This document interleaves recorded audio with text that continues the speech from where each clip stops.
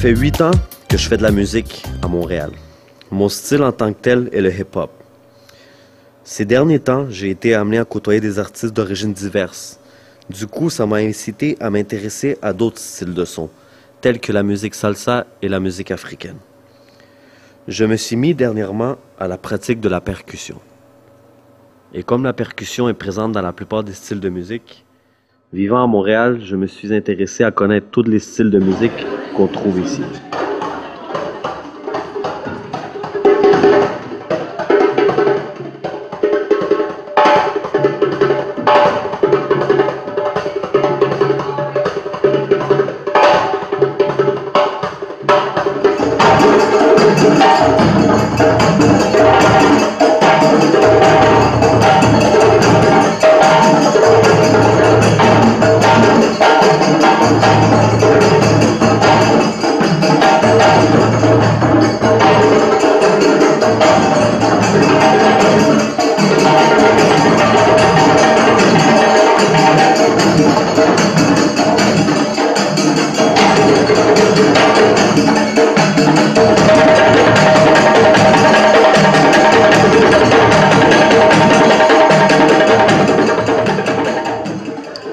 Ça me plonge vraiment comme beaucoup dans ma tradition et puis je me sens vraiment chez moi.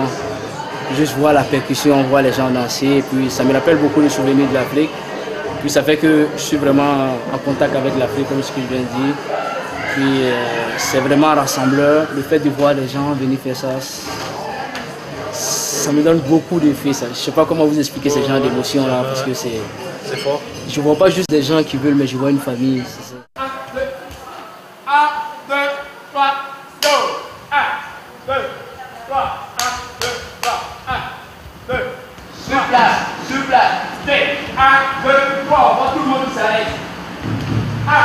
C'est plus compliqué dans le sens que Montréal, on sait que je pourrais dire c'est un nouveau pays si on veut tenir compte de l'histoire parce que ça fait quoi 500 ans ou 5 siècles que ça existe. Ouais. Donc vraiment c'est maintenant que ce pays commence à prendre contact avec toutes ces cultures là. Okay. La preuve en est que même au Québec ici, tu vas aller dans certains coins, ils ne savent même pas c'est quoi la danse africaine. Ils n'ont jamais vu ça, c'est ça. Beaucoup de monde, même à Montréal. Ouais. Mais déjà, c'est des choses qui commencent à prendre place. Et puis c'est sûr que ça va prendre place parce que c'est pas une musique qui appartient aux Africains ou qui appartient à Montréal, ça appartient à tout le monde, c'est ça. C'est la percussion, c'est la danse, c'est le corps qui bouge. C'est pas l'ethnie, c'est pas la langue, c'est pas la manière de faire les choses, mais tout le monde a des bras, a des jambes et puis on sait comment aller amener ces gens à bouger. Okay. Puis c'est ça qui est plus intéressant aussi. J'ai commencé à faire de la danse africaine par curiosité pour le trip d'essayer quelque chose de différent. Puis finalement, je suis tombée en amour avec la musique. Puis j'adore la musique africaine. Et pour moi, c'est une façon de me mettre en forme. Puis c'est vraiment devenu une passion la danse. Puis je danse le plus souvent que je peux, même quand je suis pas ici. C'est assez simple comme question. C'est vraiment une passion, tout simplement, la musique et la danse. Ça se résume à ça. Bien, l'été dernier, moi c'est tout récent, j'ai commencé cette année. L'été dernier, j'ai vu les bals africains, puis je me suis dit ça a l'air trop fun, il faut que je fasse ça. Puis ça a été la révélation, comme disait ma copine, c'est la passion folle, le stress qui se dégage, le défoulement total. C'est pour ça. C'est populaire et ça fait son chemin, ça s'enracine et les gens viennent ici de plus en plus, sachant qu'il y a une continuité et que bien que des fois c'est plus difficile de garder la constance au niveau de cette pratique et de l'ensemble des gens qui la pratiquent, c'est vivant et puis on espère que ça attirera toujours de plus en plus de gens de l'extérieur à se joindre et à transmettre le plus possible.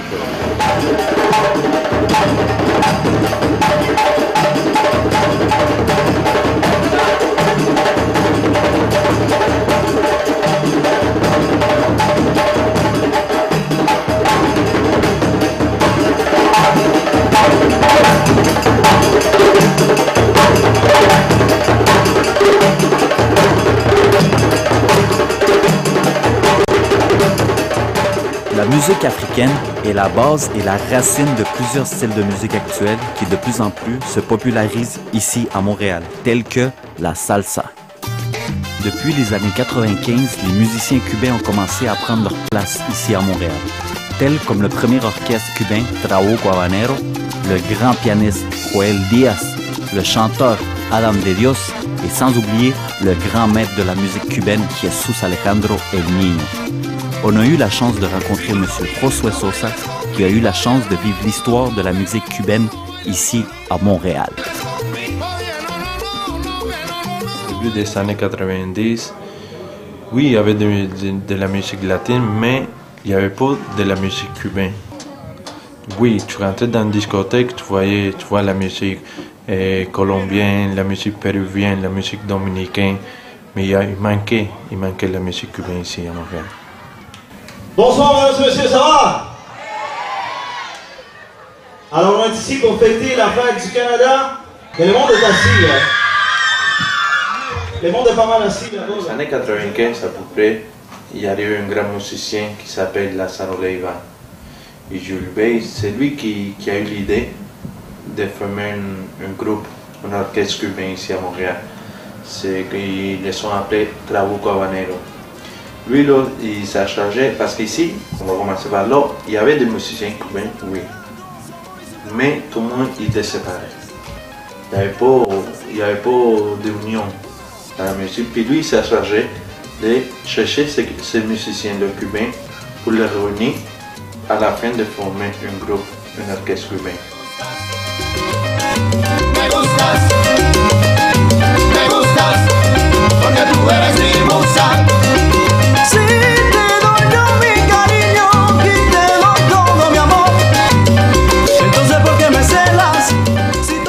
Le premier groupe cubain Trabuco Habanero, qui s'est présenté à plusieurs reprises dans les festivals à Montréal, a su transmettre la chaleur et l'ambiance de la musique et la danse cubaine au peuple montréalais. Même des fois, on s'en allait dans des places. J'ai une grosse expérience quand on était à Québec. On était là-bas, on allait jouer. Puis quand on est rentré, il y avait à peu près 300 personnes. Mais quand je te dis 300 personnes, c'est pas des Latinos, c'était tous des Québécois. C'était tous des Québécois. Moi, quand j'ai vu ça, je me dis, c'est quoi ça? Qu'est-ce qui va arriver ici? Comment ils vont danser ces gens-là? Une fois que l'orchestre a commencé, là, je commençais à capoter parce que ces gens-là, la façon qu'ils dansaient comme un Cubain, comme un Latino. Ça m'a fait capoter, puis j'étais vraiment fier d'apporter notre racine ici au Québec. Avant de rentrer dans la musique, je connaissais des artistes comme Lázaro Leiva, comme Lisandro, Joel. Je voyais quand il était dans la pratique ou quand il faisait des enregistrements, puis ça fait, mais je n'avais pas rentré dans la musique encore. Moi, je viens d'une famille de musiciens cubains connus, là, mais moi, la musique pour moi, c'était juste danser, faire la fête, parce qu'on aime ça, les Cubains. Mais je dois remercier à une personne que c'est lui qui m'a fait rentrer dans le monde de la musique cubaine ici à Montréal, c'est Jesús Alejandro El Niño.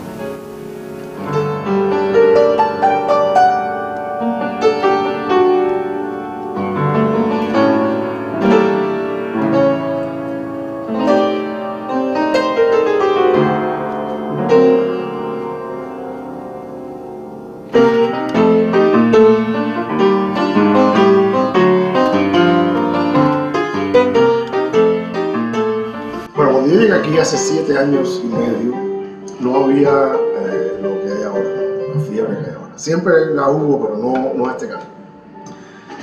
Hay que acreditar el apogeo de la música cubana aquí, yo creo mayormente a Buenavista Social Club, porque definitivamente la película abrió puertas, la película informó a tanta gente acerca de la música cubana.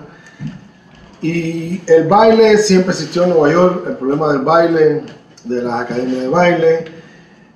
Eso, en parte, hay que acreditárselo, diría yo, a la película Dance With Me, donde yo hago parte. Después de eso, hubo una fiebre de baile que no ha parado más nunca. Más bien ha seguido creciendo. Hay muchas academias de baile aquí, a la cual yo le hago música. He hecho unos mambos que es para ellos, que lo identifica a ellos con nombre de la academia, con nombre del maestro, etc.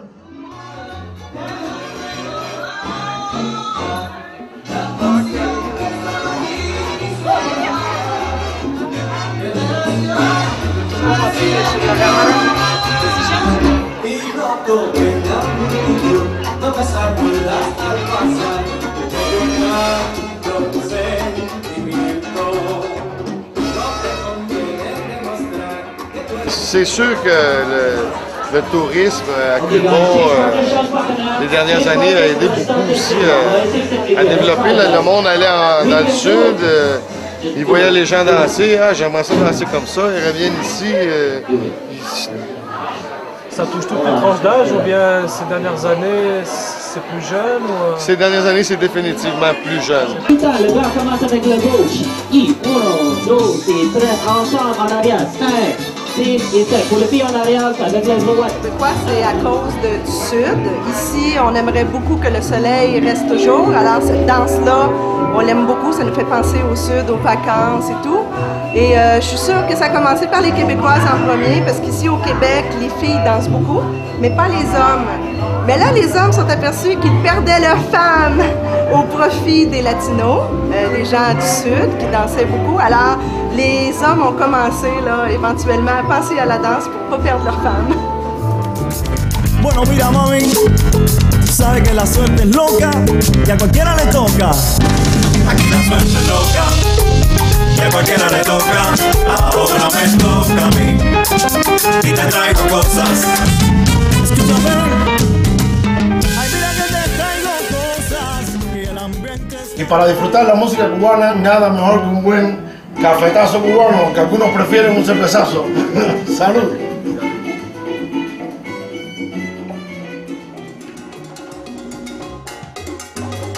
Après avoir savouré la musique et les sons des tropiques et Caraïbes, comme le rythme de la musique cubaine, on vous invite à rentrer et explorer la musique orientale avec les Gitans de Sarajevo.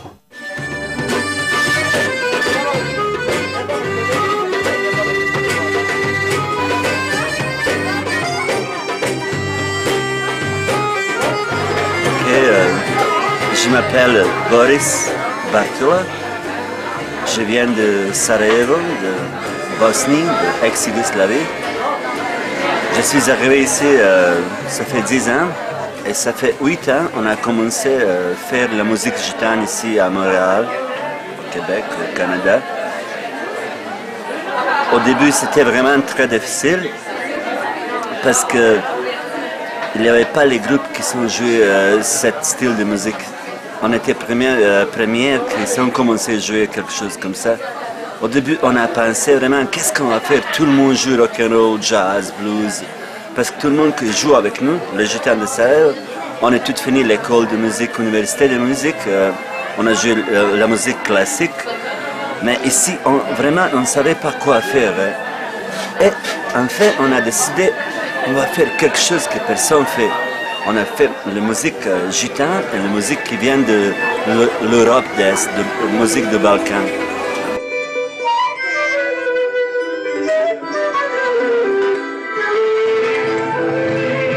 Je pense que le peuple québécois et québécoises, ils sont très très chaleureux. Ils ont accepté cette musique, ils nous acceptaient vraiment. Partout qu'on joue, il y a beaucoup de monde, tout le monde embarque, tout le monde danse avec nous, chante avec nous, même ils ne comprennent pas qu'est-ce qu'on chante, mais il y a quelque chose dans cette musique que vous allez voir que ce soit, même les gens ils dansent sur les tables, c'est quelque chose d'incroyable. Dans notre groupe, on a le violon, on a l'accordéon, on a flûte et sax, basse et contrebasse, la percussion et guitare. Et la percussion, c'est quel genre de percussion que... Ça, c'est percussion qu'on utilise dans la Turquie, dans le Maroc, Alger, Tarbuk. Ouais. Ou Darbuk, comme on a. Chez nous, on appelle ça Tarabuka. Mais au Maroc, au Alger, ils appellent ça Darbuk.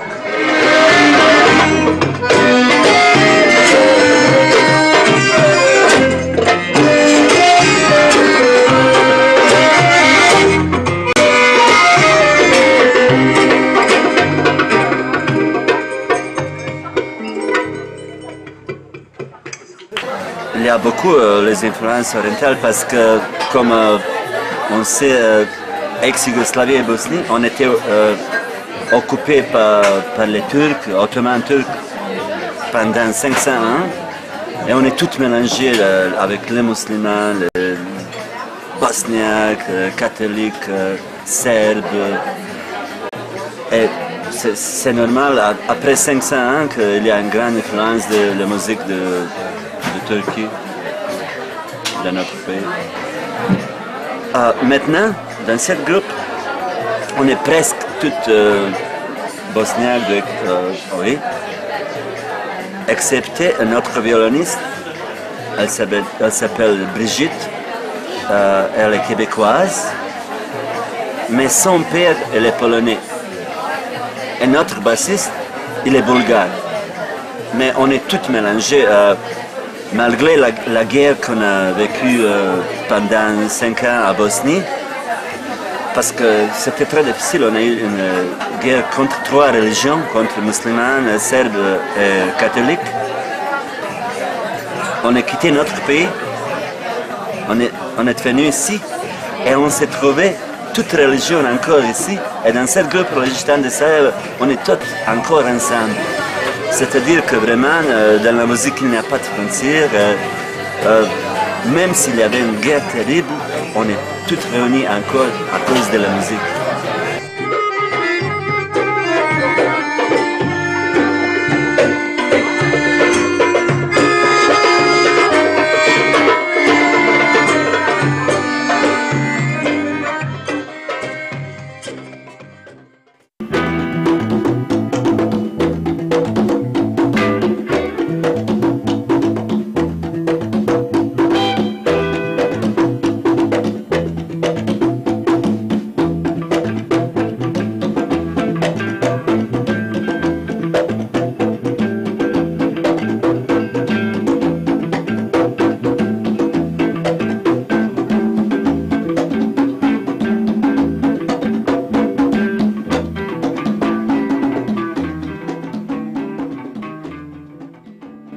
C'est une histoire de connaissances, de mélange, non? Mélange de culture, mélange de connaissances qu'on a vécu chez nous et on est en train de l'expresser ici à Montréal. Moi aussi.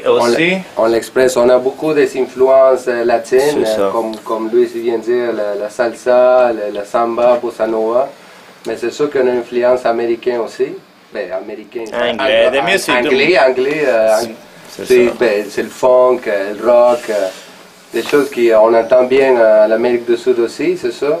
C'est ça, mais pour nous, la musique du monde, ici la musique du monde, c'est la musique de notre pays, musique africaine. Pour nous, la musique du monde, c'est pour de vrai, le rock and roll, par exemple, c'est la musique du monde pour nous. C'est le mélange. Mais aussi, en plus de toutes ces influences-là, on a comme un objectif de réfléchir notre vie quotidienne ici, urbaine, à Montréal, Amérique du Nord, c'est pas notre réalité comme immigrants aussi. Comme expresser, c'est qui que nous sommes. C'est sûr qu'on expresse beaucoup aussi de nos origines, parce qu'on a des pièces avec des styles traditionnels vénézuéliens. Là-dedans, on a une chanson que c'est la musique traditionnelle afro-vénézuélienne.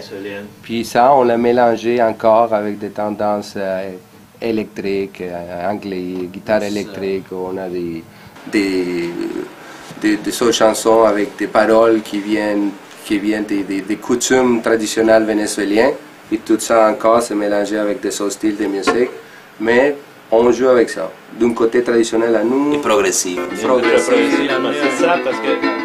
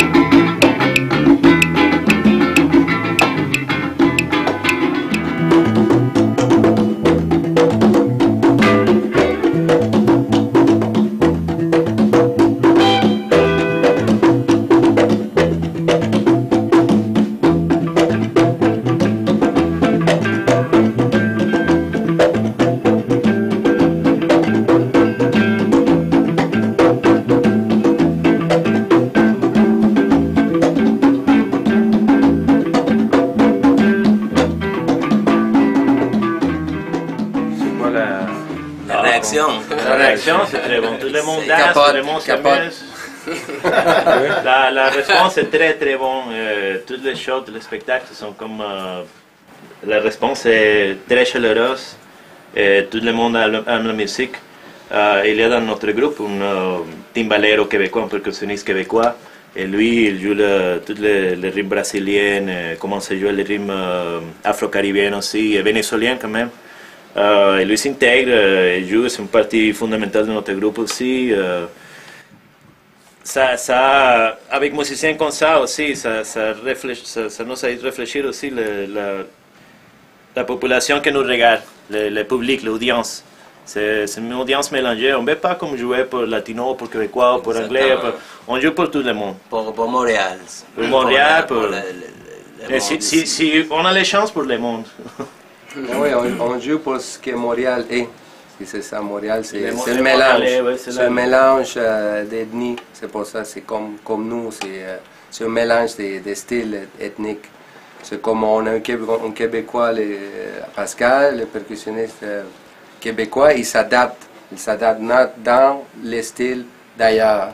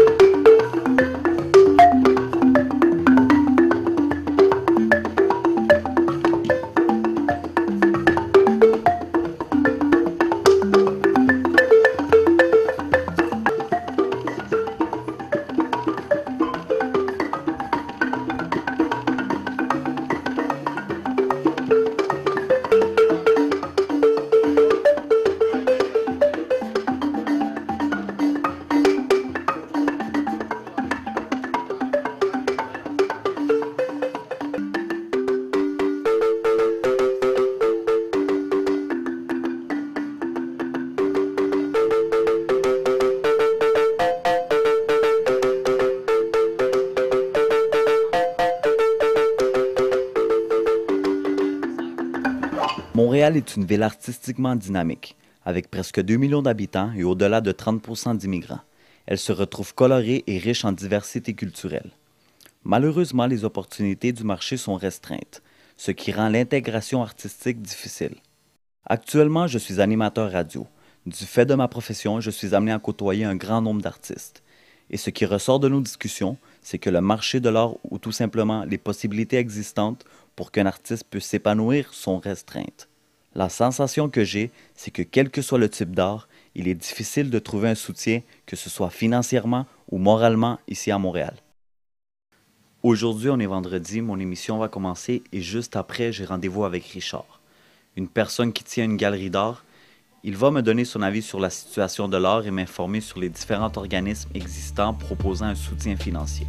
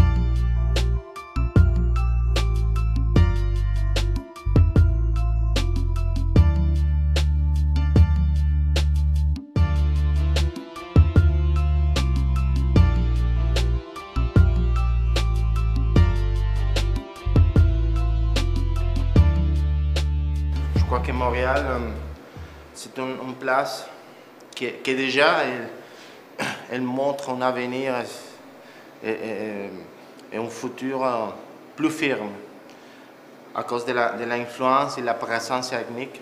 Un travail artistique demande beaucoup de temps, demande beaucoup de... surtout le temps. Et ça que c'est plus dur ici ou partout, c'est que l'artiste doit partager son travail artistique avec plusieurs activités. Alors disons que c'est déjà beaucoup de demandes. Non? Et bien sûr, il y a des différentes étapes. Il y a des artistes qu'une fois qu'ils pour réussir à briser ou à passer de différents niveaux, disons, elle peut vivre ou elle vit de son travail artistique. C'est déjà un équilibre, c'est avoir la stabilité de travail. Mais je crois que c'est le plus important.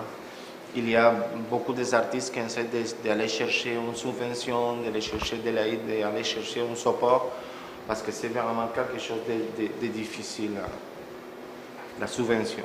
Est-ce que les organismes qui soutiennent l'art ici à Montréal? J'ai une grosse liste à mon bureau. Mais disons que dans un moment donné, on a essayé de les approcher, on a essayé de contacter et de travailler ensemble et c'est très difficile.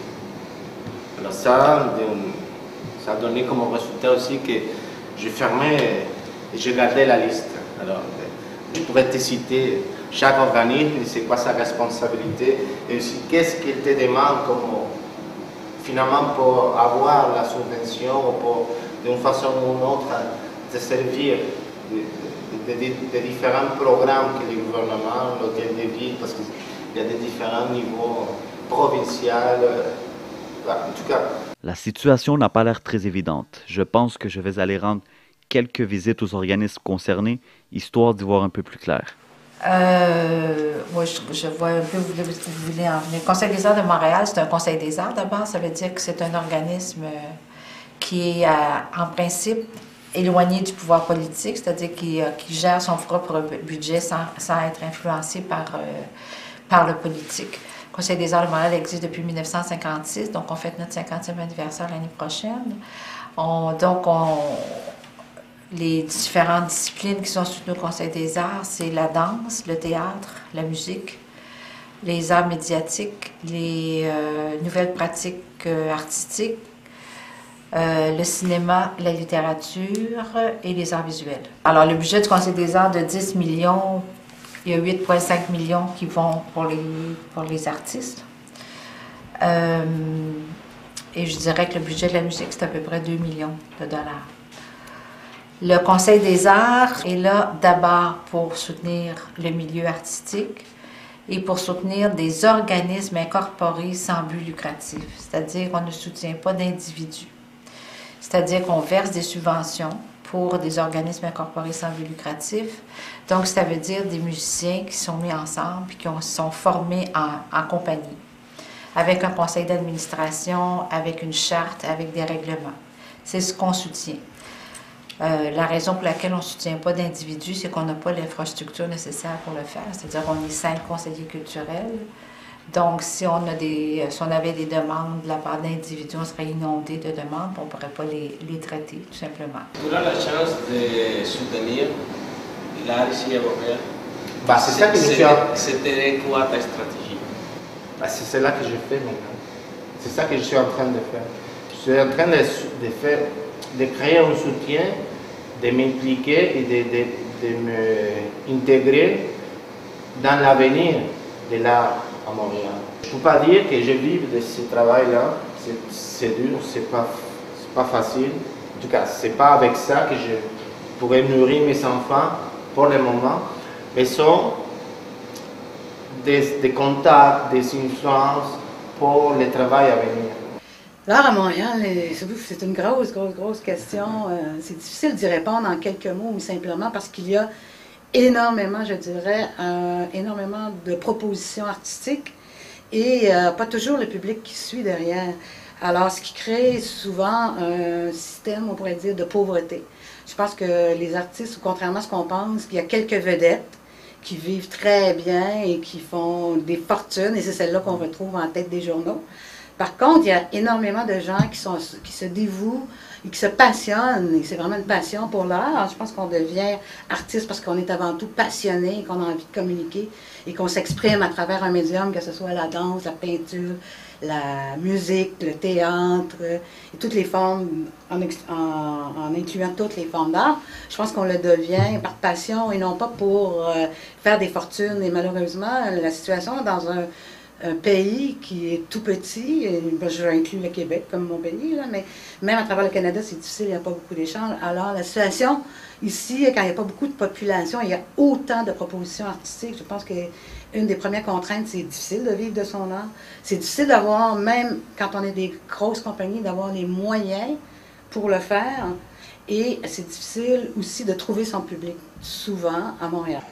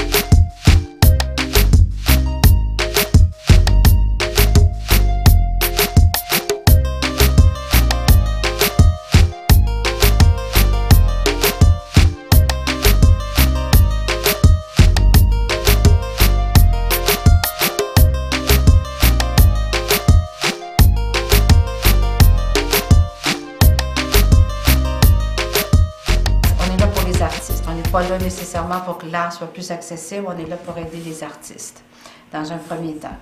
Dans un deuxième temps, oui, on se soucie que ce qu'on va soutenir soit plus accessible via un autre programme. On a un programme général, on a un programme de tournée qui, lui, dans ce programme de tournée, il y a à peu près 300 ensembles qui circulent, autant des ensembles ou des compagnies qui circulent sur le territoire de l'île de Montréal. Et là, pour choisir les organismes ou les ensembles qui vont tourner, là, on se soucie que ce que les artistes présentent soit plus accessible, que ce soit pas trop pointu, que ce soit pas en musique, par exemple, que ce soit pas de la musique contemporaine, classique contemporaine. On va plutôt soutenir des musiques qui sont plus accessibles. Donc, dans ce sens-là, oui, on se soucie du citoyen. Comme lesquelles? Quel genre de musique? En musique, traditionnellement, c'est la musique classique qu'on soutient, c'est-à-dire la musique occidentale classique, donc la musique européenne classique. Donc, on va soutenir l'Orchestre symphonique de Montréal, l'Opéra de Montréal, l'Orchestre métropolitain, et on va aller jusqu'à des petits ensembles, des quatuors à cordes, des trios de musique qu'on appelle classique en guillemets. Para los músicos inmigrantes, tratar de ingresar al seno de los músicos canadienses, más que todo por la dificultad del idioma. Hay muchos canadienses también que tienen dificultad. ¿Por qué usted piensa? Bueno, parece que no hay apoyo. Creo que salen de los colegios los músicos y pues cada uno se desarrolla por su cuenta. ¿Conoce usted organismos aquí en Canadá que ayuden a los músicos? Bueno, no conozco. Mais je dirais que 97% de notre aide en musique va à la musique classique. De plus en plus, depuis quelques années, on s'ouvre au jazz. On essaie de soutenir des groupes de jazz. Mais comme on a une règle qui veut que pour faire une demande d'aide financière, il faut être une compagnie incorporée sans but lucratif, bien, très souvent en jazz, comme en musique du monde, les musiciens ne sont pas regroupés en compagnie. C'est des individus qui se mettent ensemble pour monter un spectacle, puis la fois ils vont le tourner, puis la fois suivante, ils vont se mettre avec d'autres mondes, puis ça va être une autre organisation. Donc, c'est une des raisons pour laquelle on soutient beaucoup moins bien le jazz. Les musiques du monde, on les soutient très peu, sauf via un festival qui s'appelle le Festival Musique Midi Montréal, via les productions Traquenard, via en fait plutôt des diffuseurs que des producteurs qui vont présenter des musiques du monde. On ne soutient pas la chanson, on ne soutient pas ce qui est variété dans notre esprit, donc ce qui est musique populaire. Tout ce qui est musique